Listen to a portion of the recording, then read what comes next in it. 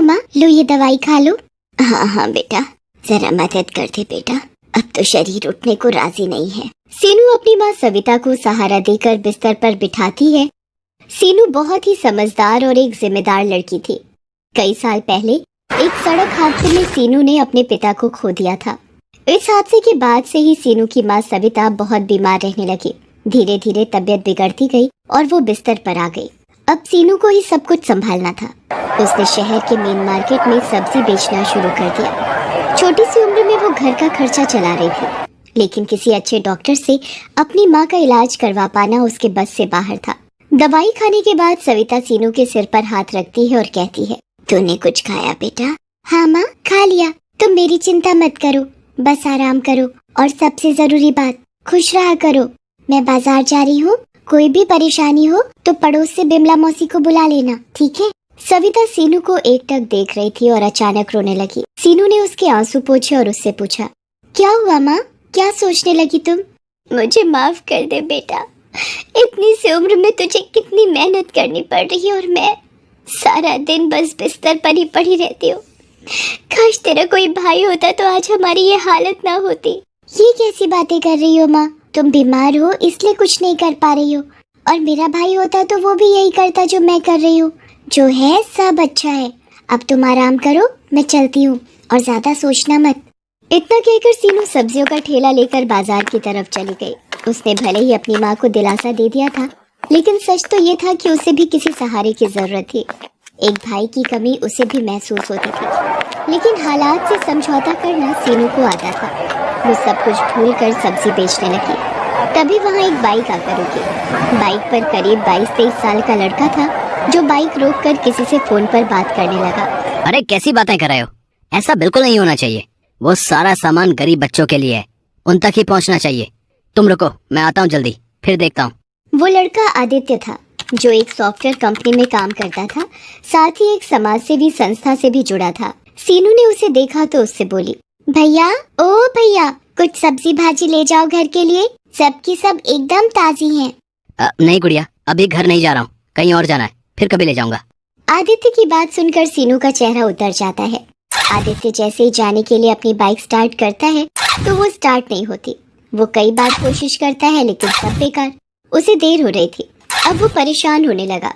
ये देखकर सीनू ने उससे कहा, भैया जी, आपने मुझसे सब्जी नहीं खरीदी ना? तो देखो, आपकी फटफटिया भी बुरा मान गई। लेकिन आप चिंता मत करो, आप 2 मिनट रुको, मैं किसी को जानती हूँ जो आपकी मदद कर सकता है।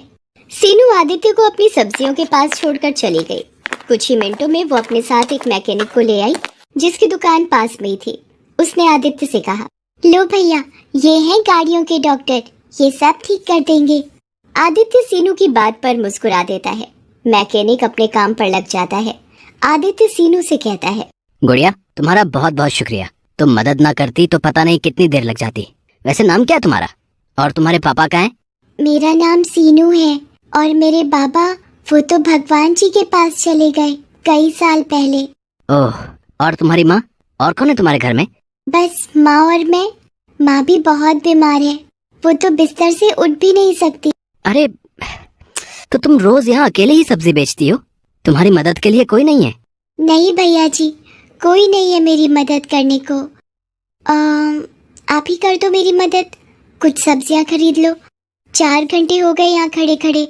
आज तो बोनी भी मुश्किल लग रही है। रक्षाबंधन आने वाला है, सोचा था सब्जी बेचकर जो पैसे मिलेंगे उनसे खूब सारी राखियां ले आऊंगी, तो उन्हें बेचकर और अच्छी कमाई हो जाएगी।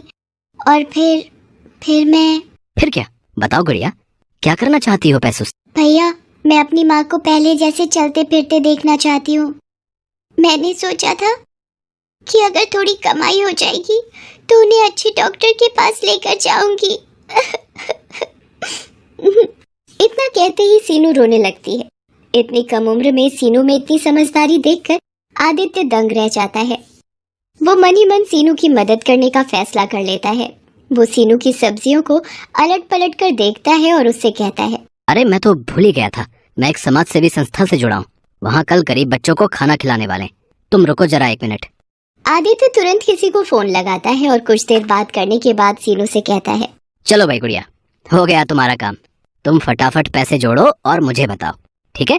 अभी थोड़ी देर में एक लड़का आएगा और तुम्हारी सारी सब्जियां लेकर जाएगा, ठीक है? अरे वाह भैया, आपका बहुत बहुत शुक्रिया।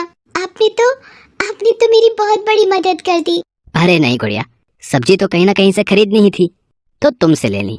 वैसे अब खुश तो हो ना तुम? बहुत खुश हूँ भैया। अब आप देखना, एक से एक राखी खरीद कर लाऊंगी और उन्हें बेचकर खूब पैसे कमाऊंगी।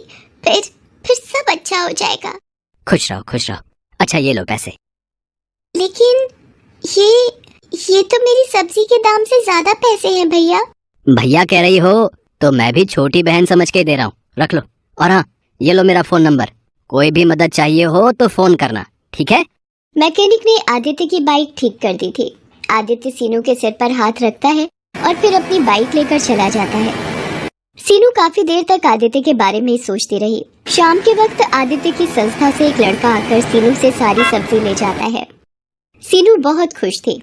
वो सारे पैसों से जाकर नए नए डिजाइन की राखियां खरीद लेती है और उन्हें अपने ठेले में सजाकर रक्षाबंधन से एक दिन पहले बाजार आ जाती है और जोर से चिल्लाती है, राखी ले लो राखी, गुड्डे वाली, फूल वाली, गोटे वाली राखी, सुंदर सुंदर राखी ले लो।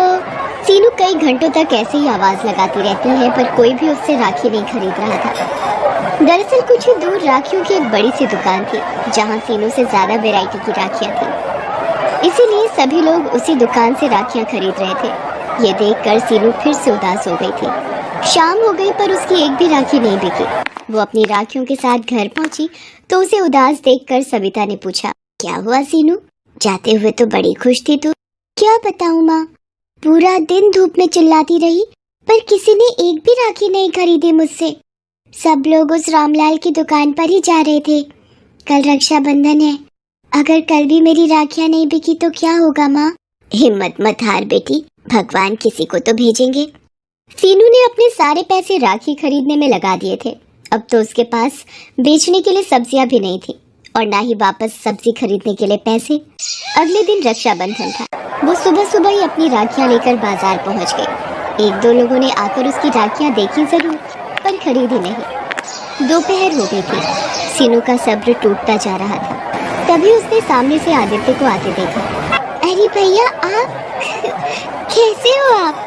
अरे गुड़िया, मैं अच्छा हूँ गुड़िया, तुम्हारी राखियाँ देखने आया हूँ और खरीदने भी। अच्छा तो लीजिए ना, ये देखिए, इस पर कितना प्यारा गुड्डा लगा है और ये फूल वाली अच्छी है ना? सीनू खुश दिखने की कोशिश तो कर रही थी पर आदित्य उसका चेहरा देखकर सब समझ गया था। उसने आते हुए राखियों की दुकान और उसमें लगी भीड़ भी देख ली थी और उसे समझने में देर नहीं लगी कि सीनू के लिए अपनी राखियां बेच पाना कितना मुश्किल था। उसने सीनू से कहा, गुड़िया तुम बहुत छोटी हो, इतनी सी उम्र में तुम में जो हौसला है उसकी जितनी तारीफ की जाए वो कम है। लेकिन बेटा ऐसे काम नहीं चलेगा, तुम्हें कुछ और सोचना होगा। मतलब भैया मैं कुछ समझी नहीं। आदित्य उसकी तरफ देखकर मुस्कुराता है और अपनी बाइक साइड में लगाकर सीनू की जगह जाकर खड़ा हो जाता है और जोर जोर से चिल्लाने लगता है, ले लो किस्मत वाली राखी ले लो। इसे खरीदोगे तो किस्मत खुल जाएगी, हर मुश्किल दूर भाग जाएगी। जिस भाई की कलाई पर बंधेगी ये राखी उसकी उम्र 100 साल की हो जाएगी। ले लो। आदित्य की पर्सनैलिटी बहुत अच्छी थी। लोग उसे राखियां बेचते हुए देखकर पहले ही चौंक गए थे। ले लो। ऊपर से आदित्य का उनको बुलाने का तरीका भी मजेदार था। धीरे धीरे लोग उसके पास आते गए। सीनू ने राखियां बेचती गई और आदित्य इसी तरह मजेदार बातें करके लोगों को आकर्षित करता गया। कुछ ही देर में सीनू की सारी राखियां बिक गई। ये देखकर आदित्य बहुत खुश हुआ। उसने सीनू से कहा, देखा गुड़िया, ऐसे बेचते हैं सामान। सारी राखियां बिक गई तुम्हारी? नहीं भैया, सारी नहीं बिकी, मैंने एक राखी बचा कर रखी है। लेकिन क्यों गुड़िया? अभी तो तुमने एक ग्राहक से कहा कि सारी राखियां बिक गई हैं, उसके लिए नहीं बची। तुमने ये राखी उसे क्यों नहीं दी? क्योंकि ये राखी बेचने के लिए नहीं बल्कि मेरे भैया की कलाई पर सजने के लिए है। मैं जानती हूँ कि मेरी हैसियत बहुत छोटी है। मुझे हमेशा से एक भाई की कमी महसूस होती थी। अगर आपको बुरा ना लगे तो क्या मैं आपको राखी बांध सकती हूँ? क्यों नहीं गुड़िया, मेरी भी कोई बहन नहीं है। और सच कहूँ तो तुम्हें देखकर मुझे भी ऐसा ही लगा कि अगर मेरी कोई छोटी बहन होती तो बिल्कुल तुम्हारे जैसी नटखट होती। इतना कहकर आदित्य अपना हाथ सीनू की तरफ बढ़ा देता है और सीनू उसकी कलाई पर राखी बांध देती है। दोनों बहुत खुश थे। फिर आदित्य अपनी जेब से एक तोहफा निकालकर सीनू को देता है। सीनू चौंक जाती है और कहती है, अरे भैया, ये मेरे लिए? हाँ हाँ, तुम्हारे लिए ही है। अब बातें छोड़ो और जल्दी से इसे खोल कर देखो। सीनू जल्दी से अपना तोहफा खोलती है। उसमें शहर के एक बड़े डॉक्टर से अपॉइंटमेंट का पर्चा था। सीनू की आंखों में आंसू आ जाते हैं। वो बस आदित्य को देखती रह जाती है, कुछ नहीं बोल पाती। तुमने जितने दुख झेलने थे झेल लिए मेरी बहन। अब तुम्हारा भाई आ गया है जो सब ठीक कर देगा। हेलो दोस्तों, कैसे हैं आप सब? हमारी कहानियाँ देखने के लिए हमारे चैनल को सब्सक्राइब कीजिए और हाँ, बेल आइकॉन पर क्लिक करना मत भूलिएगा।